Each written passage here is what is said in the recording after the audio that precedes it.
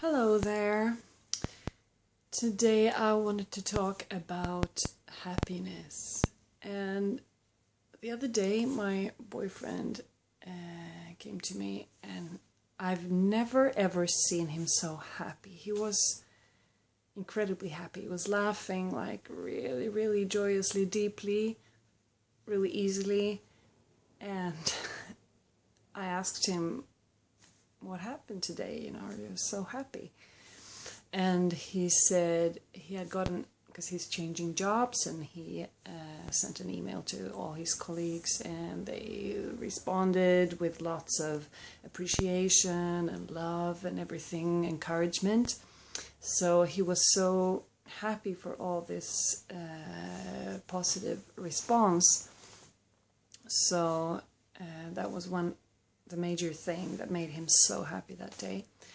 And that reminded me of when I was single and I was really lonely, and then suddenly I met someone and I fell in love and everything was so much easier in life. I was so happy. I didn't really care about things that bothered me, people that bothered me,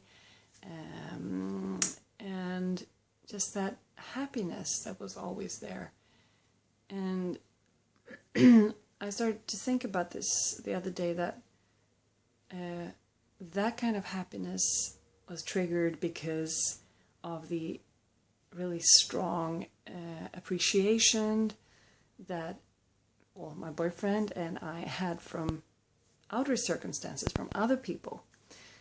And if you would get dependent on getting approval from the outside, you will totally lose yourself in trying to please other people, to just get this, we get really greedy on approval, if that is the only way for you to survive emotionally. And yeah, you will lose yourself totally.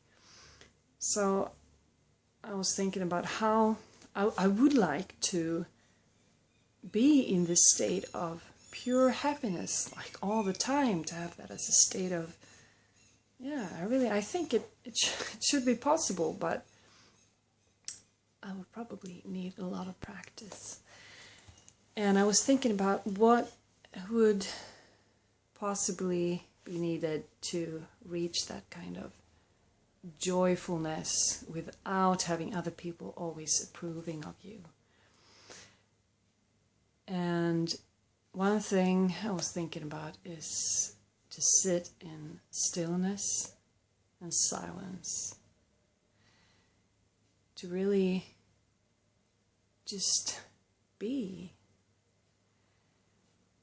And these are cliches, you've heard it before, but if you practice like meditation, yoga, or maybe some other kind of similar practice, you might have started to feel what happens in the stillness when you're just breathing, just being with yourself, just experiencing life.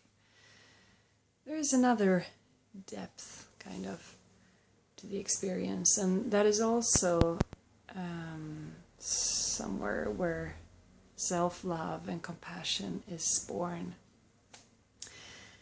And the other thing I was thinking about is to, except for being in stillness and silence, which is also to nurture yourself, I think. There are other ways to nurture yourself. You might need every day, to get good exercise, eat good food, do things that makes you happy,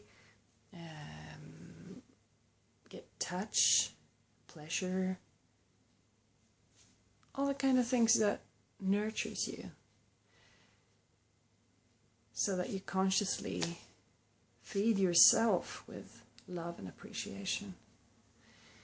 And I think this is a practice that we really have to. We're so used to, like when we were children, everything we did was to please our parents because we needed their love to survive. Now, when we're grown-ups, We don't need that. We can survive anyway. But we're still in that kind of mode of pleasing other people and trying to get approval, appreciation, and love from other people instead of turning within and having it flow from the inside out. So it's a practice, and I think it's definitely worth to work on it, because I'd love to be so purely joyous all the time. Maybe that's not possible, but anyway, feel this pure joy of life so deeply without having to have people showering you with love and approval. So that was my thoughts for today. Bye-bye.